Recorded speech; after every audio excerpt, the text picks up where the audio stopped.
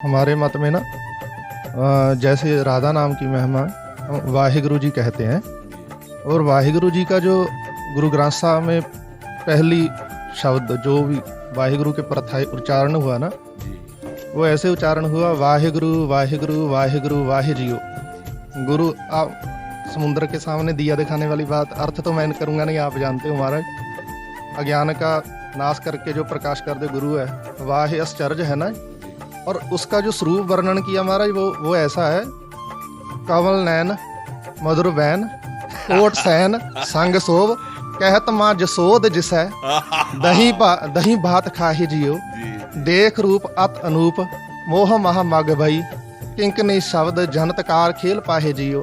काल कलम हुक्म हाथ कहो कौन मेट सकै ईस बम ज्ञान ध्यान धरत ही है चाहे जियो। सत्य साच श्री निवास आद पुरख सदा तू ही वाहिगुरु वाहिगुरु वाहिगुरु वाहि जियो।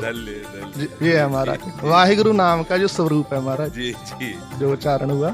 वाहेगुरु जी का खालसा वाहेगुरु जी की फतेह। मेरा नाम कमलप्रीत सिंह है और मैं कनाडा में रहता हूँ। आज की इस वीडियो बनाने का मकसद ये है कि पिछले कुछ दिनों से मुझे कई सिंहों का मैसेज आया है कि एक वीडियो है जो व्हाट्सएप पे बहुत वायरल हो रही है। उस वीडियो में एक पुरुष ये बात कह रहा है कि श्री गुरु ग्रंथ साहिब जी के अंदर जो वाहिगुरु शब्द आया है, उस वाहिगुरु शब्द का अर्थ है श्री कृष्ण जी। उनके कहने का मतलब है कि श्री कृष्ण जी ही सारे ब्रह्मांड के ईश्वर हैं, यानी कि परमेश्वर हैं। तो ऐसा उनका मानना है और इस बात का पक्ष रखते हुए उन्होंने गुरबाणी की कुछ पंक्तियों का भी इस्तेमाल किया है, जैसे कि कवल नैन मधुर बैन कोट सैन संग सोभ कहत माँ जशोद जिसह दही भात खाहे जियो। इसी प्रकार देख रूप अत अनूप मोह महा मग बई किंकनी शब्द चमत्कार खेल पाहे जियो।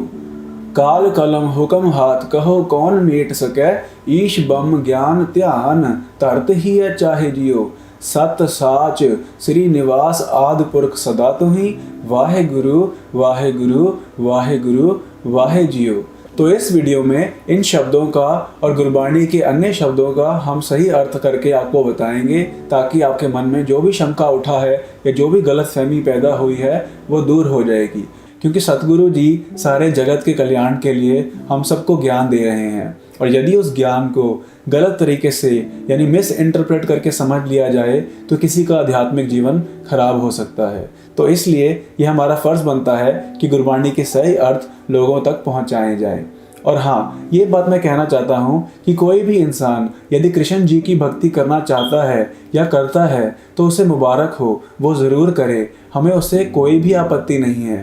परंतु यदि कोई पुरुष ये दावा करे कि गुरु ग्रंथ साहिब जी में आए वाहिगुरु शब्द श्री कृष्ण जी की उपमा कर रहे हैं या फिर श्री कृष्ण जी ही सारे ब्रह्मांड के ईश्वर यानी परमेश्वर हैं, तो उस बात से हम सहमत नहीं हो सकते, क्योंकि गुरु ग्रंथ साहिब जी में और गुरु नानक देव जी से गुरु गोविंद सिंह जी तक इस बात को नहीं माना गया, इसको प्रमाण नहीं दिया गया। और इस वीडियो में हम आपको सारे सबूत और तथ्य देंगे। तो आइए शुरू करते हैं। सबसे पहले हम ये जानते हैं कि श्री गुरु ग्रंथ साहिब जी के मंगलाचरण में उसके अंदर ईश्वर का वर्णन किस प्रकार किया गया है। तो गुरु ग्रंथ साहिब जी में लिखा है, एक ओंकार सतनाम कर्ता पुरख निरभव निर्वैर अकाल मूरत अजूनी सैभं गुर प्रसाद। यानी एक ओंकार, परमेश्वर सबका प्रकाशक एक ही है, और इसी के अंदर ही अकाल मूरत और अजूनी सैभं भी लिखा है। अकाल मूरत यानी कि जिसकी मूरत अकाल हो, अकाल यानी काल से रहित हो, जिसके ऊपर काल का कोई भी प्रभाव ना हो। ईश्वर के ऊपर समय का प्रभाव नहीं पड़ सकता। क्यों? क्योंकि ईश्वर ही है जिसने समय को बनाया है और जिसने समय का नाश कर देना है। हर किसी का काल आता है, यानी कि हर किसी की मौत भी आती है, हर किसी के जन्म और मरण का समय भी आता है। लेकिन ईश्वर का ना तो जन्म का समय आता है, ना उसकी मृत्यु का समय आता है, और ना ही उसके ऊपर काल या समय का कोई भी जोर चलता है। इसी प्रकार अजूनी सैभं, अजूनी यानी कि ईश्वर जूनियों में जन्म मरण के बंधनों में नहीं पड़ता। ईश्वर जो है जन्म और मरण से रहित है, और ईश्वर कर्ता पुरख है, यानी ईश्वर करने वाला है। ईश्वर किसी की कृत नहीं है, ईश्वर को किसी ने बनाया नहीं है। तो सवाल उठता है तो फिर ईश्वर का अस्तित्व कैसे है? How did God come into the world? तो उसका जवाब गुरु साहब देते हैं सैभंग, यानी स्वयं भू, यानी कि स्वयं प्रकाशमान है। ईश्वर अपने आप से ही प्रकाशमान है। वो कब प्रकाशमान हुआ था इसका कोई भी अंदाजा नहीं लगाया जा सकता या कोई भी सोच नहीं विचारी जा सकती। क्यों? क्योंकि टाइम तो ईश्वर का ही बनाया हुआ है। तो ईश्वर किस टाइम में हुआ इसका कोई भी पता नहीं लगा सकता। तो यानी कि ईश्वर वो है जो अकाल है, जो अजूनी है, जो स्वयं प्रकाशमान है और वो एक ही है। अपने परमेश्वर जी की उपमा में गुरु अर्जन देव साहिब जी फरमान करते हैं, कोट बिशन कीने अवतार, कोट ब्रह्मंड जाके धर्मशाल, कोट महेश उपाय समाये, कोट ब्रह्मे जग साजन लाए। ऐसो तणी गोविंद हमारा, बरन न साको गुण विस्तारा। गुरु अर्जन देव जी कहते हैं, ऐसो धनी गोविंद हमारा जो गोविंद है, हमारा जो ईश्वर है वो ऐसा है, उसके गुण तो इतने बेअंत है कि उसका वर्णन करना ही औखा है। वो गोविंद ऐसा है जिसने करोड़ों ही विष्णु अवतारों को पैदा किया है, जिसके करोड़ों ही ब्रह्मांड बनाए हुए हैं और जिसने करोड़ों ही महादेव महेश जैसे देवताओं को बनाया है और उनका विनाश भी किया है। और उसी ईश्वर ने करोड़ों ही ब्रह्माओं की रचना की है जो ब्रह्मे सृष्टि को बनाने की ड्यूटी निभाते हैं। तो यानी कि जैसे कि माना जाता है कि ब्रह्मा विष्णु महेश त्रिदेव की फिलॉसफी है, तो गुरु साहब कहते हैं परमेश्वर वो है जिसने एक नहीं करोड़ों ही ब्रह्मे बनाए हैं, एक नहीं करोड़ों ही विष्णु बनाए हैं, एक नहीं करोड़ों ही शिव बनाए हैं और बना के उनको मिटाया भी है और फिर दोबारा बनाया भी है। तो इस प्रकार गुरु ग्रंथ साहिब जी में ईश्वर की महिमा लिखी गई है। तो आइए अब हम बात करते हैं श्री कृष्ण जी की। श्री कृष्ण जी के बारे में लगभग सब जानते हैं कि वो विष्णु जी के अवतार थे और विष्णु जी के बहुत सारे अवतार हुए हैं, जैसे कि श्री रामचंद्र जी, श्री कृष्ण जी, कछुआ अवतार, मछली अवतार, परशुराम और इसके अलावा और भी कई प्रकार के अवतार हुए हैं और एक कल्कि अवतार भी आने वाले समय में होएगा, इस प्रकार माना जाता है। तो इस प्रकार गुरु ग्रंथ साहिब जी में भी विष्णु जी के अवतारों का वर्णन आया है और इसी प्रकार गुरु गोविंद सिंह जी ने भी 24 अवतारों की यानी कि विष्णु जी के 24 अवतारों की कथा भी लिखी है। तो 24 अवतार की कथा में लिखा है कि जो 24 अवतार कहाए, तिन भी तुम प्रभु तनक न पाए। कि हे ईश्वर, जो आपने 24 अवतार बनाए, ये जो 24 अवतार थे विष्णु जी के, इन्होंने भी प्रभु की प्राप्ति नहीं की, ये भी प्रभु को पा नहीं सके। तो विष्णु जी के जितने भी अवतार हुए, जैसे कि नरसिंह अवतार, परशुराम अवतार, श्री रामचंद्र जी, श्री कृष्ण जी, निहकलंक अवतार, कल्कि अवतार, तो ये जितने भी अवतार हैं इन सब के अंदर ईश्वर की कुछ शक्ति थी, लेकिन ये सब ईश्वर नहीं थे। ये सब ईश्वर के बनाए हुए थे, ये खुद ईश्वर नहीं थे और ये बात गुरबाणी में स्पष्ट ही आ चुकी है। फिर जैसे कि हमने बात की थी कि ईश्वर तो अकाल है, उस पे काल का कोई जोर नहीं चलता। गुरबाणी में लिखा है कि जिते राम से कृष्ण होए बिशन आए, तित्यो काल खापा ना ते काल काए। यानी कि जो कृष्ण जी जैसे, जो रामचंद्र जी जैसे विष्णु जी के अवतार हुए, इन सबको काल ने विनाश कर दिया, पर ये काल का कुछ नहीं बिगाड़ पाए। इसी प्रकार 33 सवैये में गुरु गोविंद सिंह जी लिखते हैं, को दिजेश को मानत है और को महेश को एश बता है, को कहे विष्णु विष्णायक जाहे पजे अग ओग कटे है, 12,000 विचार अरे जड़ अंत समय सब ही तज जय हैं। ताही को ध्यान प्रमाण हिए, जो थे अब हैं और आगे ऊ हुए हैं। यानी कि कोई कहता है कि ब्रह्मा जी भगवान है, कोई कहता है कि शिव जी भगवान है, कोई कहता है कि विष्णु जी भगवान है, पर गुरु गोविंद सिंह जी कहते हैं कि इस भ्रम में मत रहना कि ये ईश्वर हैं। अंत समय पे इन सब ने तुम्हारा साथ छोड़ देना है, जब तुम्हारे कर्मों का लेखा जोखा होगा, और उस समय सिर्फ ईश्वर की भक्ति ही काम आएगी। वो ईश्वर जो सदा स्थिर है, जो पहले भी था, अभी भी है और आगे भी रहेगा, यानी कि जो अकाल है। इसी प्रकार गुरु गोविंद सिंह जी कहते हैं, क्यों कहो कृष्ण कृपानिध है, के काज ते बद्धक बाण लगायो, और कुलीन उधारत जो, कह तो अपनो कुल नाश करायो। आद अजोन कहाय कहो, किम देवक के जठरंतर आयो, तात न मात कह जेह को, तह क्यों बस देव बाप कहायो। यानी कि जो ईश्वर आदि काल से है, जो अजोनी है, कभी योनियों में नहीं आता, तो उसको तुम क्यों कहते हो कि वो ईश्वर देवकी जी के गर्भ में आ गया।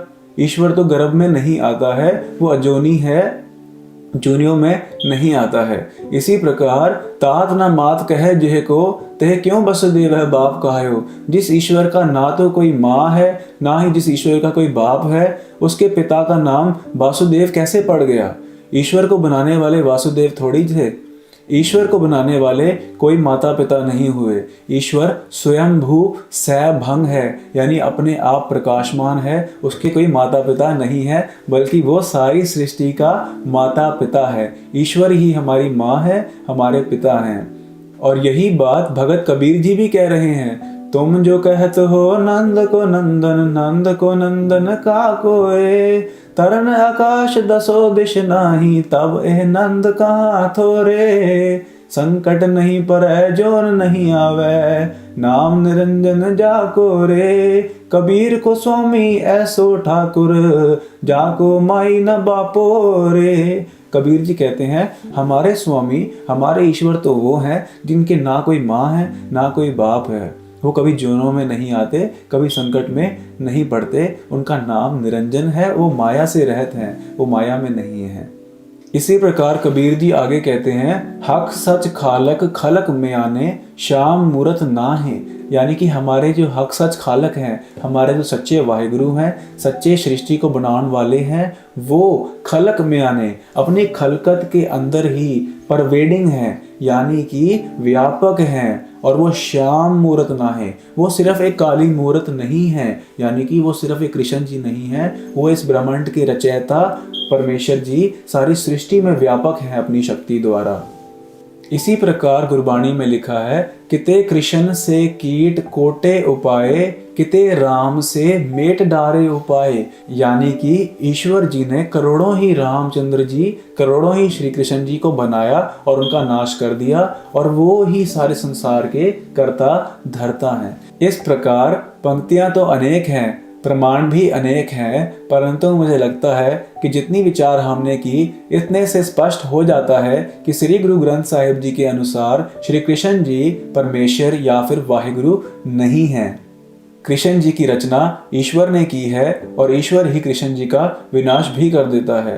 तो आइए अब हम चलते हैं गुरबाणी के उन शब्दों की तरफ जिनका गलत अर्थ करके उस वीडियो के अंदर लोगों को गुमराह किया गया है। तो श्री गुरु ग्रंथ साहिब जी के अंदर भट्टों के सवैये नाम की बाणी आती है। ये बाणी सतगुरु कृपा द्वारा भट्टों ने उच्चारण की थी। ये भट्ट जो थे, ये उच्च कोटि के ब्राह्मण थे जो गुरु साहिब जी के गुरु घर में गुरु साहिब की संगत में आए, गुरु साहब से शिक्षा दीक्षा प्राप्त की, ब्रह्म ज्ञान को प्राप्त हुए। और जब ब्रह्म ज्ञान की प्राप्ति हुई गुरु कृपा द्वारा, तो उन्होंने जब देखा कि गुरु नानक देव जी, गुरु अंगद देव जी, गुरु अमरदास जी, गुरु रामदास जी, गुरु अर्जन देव जी, इनके अंदर जो ज्योत है ये ईश्वर की पूर्ण कलाधारी ज्योत है।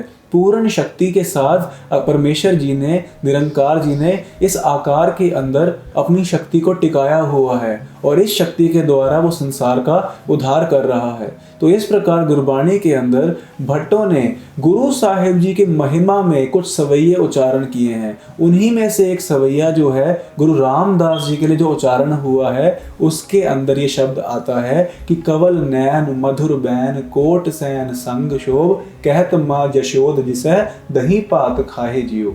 तो ये जो शब्द है ये महला चौथा, यानी कि चौथे आकार के अंदर, चौथे महल के अंदर जब ईश्वर की संपूर्ण जोत टिकाई गई जो कि गुरु रामदास जी थे, तो उसकी उपमा की गई है।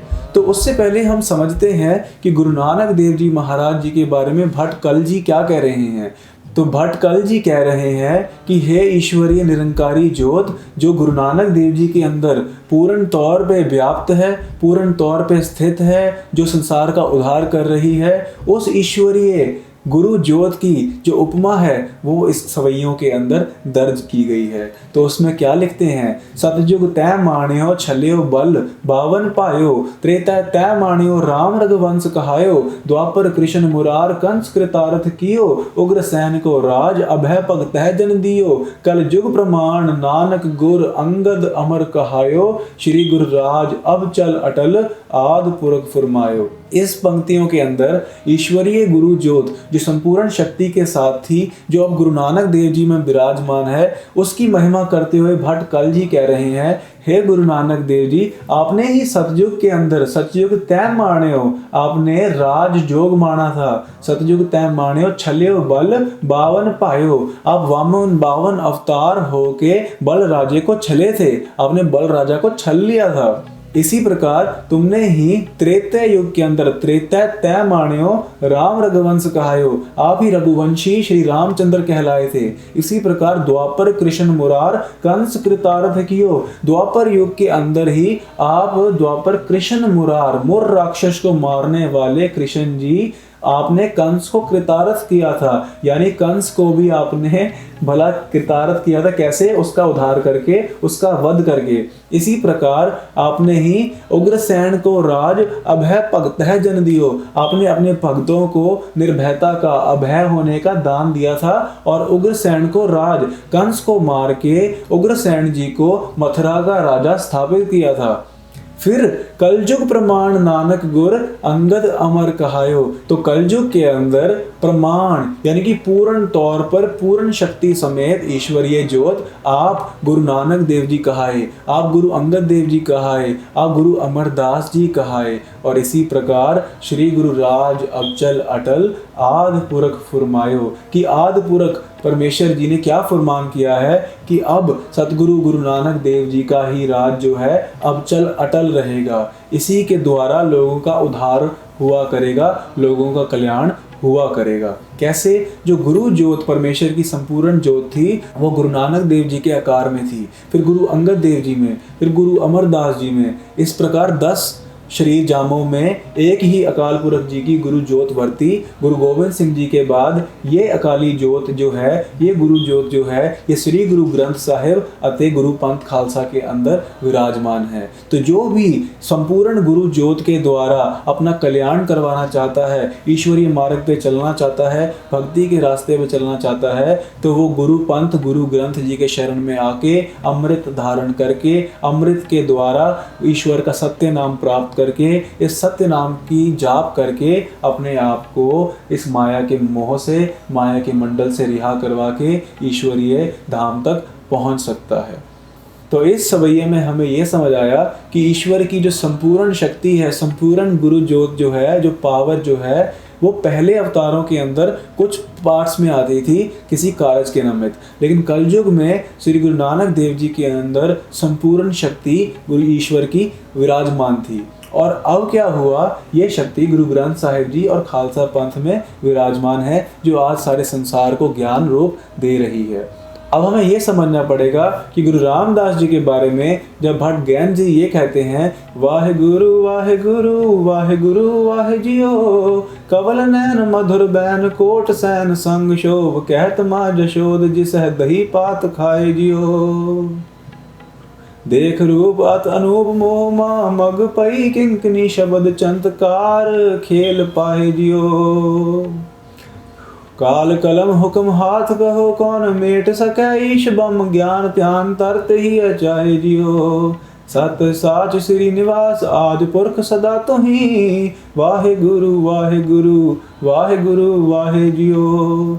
तो इस सवैये के अंदर भी भट्ट ज्ञानंद जी ईश्वरीय ज्योत जो वाहे गुरु आश्चर्य रूप है, आश्चर्य, वाह वाह यानी आश्चर्य, जिस वाह के आगे कोई गुण नहीं बोला जा सकता। क्यों? क्योंकि जब हम किसी की सुंदरता में डूब जाते हैं, विस्माद में चले जाते हैं, तो एक वाह ही है जो एक शब्द आता है। इसके अलावा तो हम कुछ चकित हो जाते हैं, हम आश्चर्य हो जाते हैं।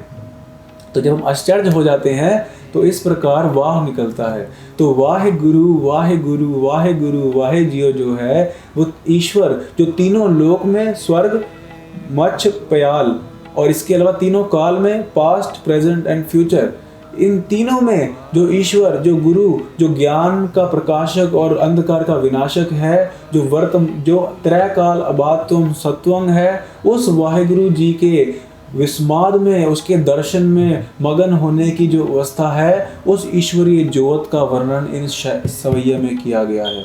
तो इस प्रकार वाहे गुरु वाहे गुरु वाहे गुरु वाहे जियो। और अब जो ये वाहे गुरु की ज्योत है वो गुरु रामदास जी के आकार जामे के अंदर पूर्ण तौर पे विद्यमान है। तो पाटज्ञानंद जी गुरु रामदास जी के प्रत्यक्ष दर्शन करते हुए ईश्वरी ज्योत की महिमा इस प्रकार कर रहे हैं कि कवल नैन मधुर बैन कोट सैन संग शोभ कहत माँ जशोद जिसे दही पात खाए जियो। कि ईश्वर की जब वो शक्ति, जब वो ज्योत कृष्ण जी के अंदर बरती तो कृष्ण जी का जो आकार जामा था, उसके जो कमल नैन थे, उसकी प्रभा बहुत बढ़ गई। मधुर बैन, उनकी जो वाणी थी वो इतनी मधुर हो गई। और कहत माँ जशोद जिसे दही पात खाए जियो, माता यशोदा जी कृष्ण जी को नॉर्मल बच्चों की तरह, आम बच्चों की तरह इस प्रकार कहते थे कि हे कान्हा, एक दही पात खा लो। तो इस प्रकार लिखा है कि हे गुरु रामदास जी, आपने ही द्वापर के अंदर इस प्रकार कृष्ण जी के अंदर कुछ शक्ति देके आपने ये चोज बाल लीला की थी। इसी प्रकार आगे कहते हैं कि देख रूप अत अनूप मोह महा मग पई किंकनी शब्द चंद्रकार खेल पाए जियो। कि जब कृष्ण जी बचपन के अंदर अपने घुंघरू वाले तड़ागी से जब आवाज करते हैं तो क्या होता है, माता यशोदा जी उस आवाज को सुन के कृष्ण जी पे मोहित हो जाते हैं। देख रूप अत अनूप, कृष्ण जी का सुंदर रूप देख के माता जी अत अनूप, जो उपमा से रहत जो कृष्ण जी का रूप है, उस रूप को देख के माता यशोदा जी उन पे पूरी तरह से मोहित हो जाती हैं। इसी प्रकार आगे लिखा है कि काल कलम हुक्म हाथ कहो कौन मेट सके ईश बम ज्ञान ध्यान तरत ही है चाहे जियो। कि हे काल पुरख वाहिगुरु जी, हे महाकाल जी, कलम हुक्म हाथ, जो हुक्म रूपी कलम है ये आपके हाथ में है। कृष्ण जी का भी काल आपने ही अपने हुक्म में लिखा था, उनका जन्म भी आपने ही अपने हुक्म में लिखा था। तो इस हुक्म को कौन मेट सकता है, यानी कि कोई नहीं मेट सकता। काल कलम हुक्म हाथ कहो कौन मेट सके ईश बम ज्ञान ध्यान तरत ही है चाहे जियो। यानी कि जो ईश यानी कि महेश जी हैं, ब्रह्म यानी कि जो ब्रह्मा जी हैं, वो भी ज्ञान ध्यान, हे गुरु, हे परम गुरु, आपके ज्ञान और ध्यान को ब्रह्मा जी और शिव जी भी अपने ही है, अपने हृदय के अंदर धरत यानी धारण करना चाहते हैं। इसी प्रकार सत साच श्री निवास आदि पुरख सदा तुही वाहे गुरु वाहे गुरु वाहे गुरु वाहे जियो। कि हे निरंकार ईश्वर जी, आपकी ज्योत जो अभी गुरु रामदास जी के अंदर विद्यमान है, आप ही सत्य साच, आप ही सत्य स्वरूप त्रैकाल अबातुम सत्वम हो, आप ही श्री निवास श्रोमणी शक्ति के निवासी हो। आपके चरणों में ही माया है, माया आपकी हुक्म को फॉलो करती है। आदि पुरख सदा तू ही, हे वाहिगुरु, तू ही आदि पुरख है जिसने सारे संसार की रचना की है। तू सदा ही सलामत, सदा ही स्थिर रहने वाला है, तेरा जन्म या मरण कभी नहीं होता। तो वाहे गुरु वाहे गुरु वाहे गुरु वाहे जियो। कि तू कितना आश्चर्य है हे वाहिगुरु, तू ही सत्य स्वरूप है। तो इस प्रकार इस शब्द के अंदर, इस सवैये के अंदर कृष्ण जी के शरीर जामे के अंदर ईश्वर की जो ज्योत बरती थी उसकी महिमा हो रही है। अगर वो ज्योत कृष्ण जी में नहीं बरती होती तो उस शक्ति के बगैर कृष्ण जी कंस का वध नहीं कर सकते थे, उग्रसेन को राज नहीं दे सकते थे। तो ये जो शक्ति है, इस शक्ति का वर्णन इसमें किया गया है। दैट मीन्स वाहिगुरु जी यानी कि the lord of the universe has given some power to reside in the आकार, in the shape of Krishna ji, but Krishna ji is not the Akal Purakh, is not the lord of the universe. The lord of the universe has created Krishna ji, Krishna ji has not created the lord of the universe. यानी ईश्वर ने कृष्ण जी को बनाया, कृष्ण जी ने ईश्वर को नहीं बनाया। तो कृष्ण जी भी एक कृत है, कर्ता पुरख नहीं है। तो गुरमत के अंदर कर्ता पुरख की पूजा का विधान है जो कि सिर्फ अकाल पुरख वाहिगुरु जी हैं। तो इस प्रकार सवैयों की व्याख्या होती है।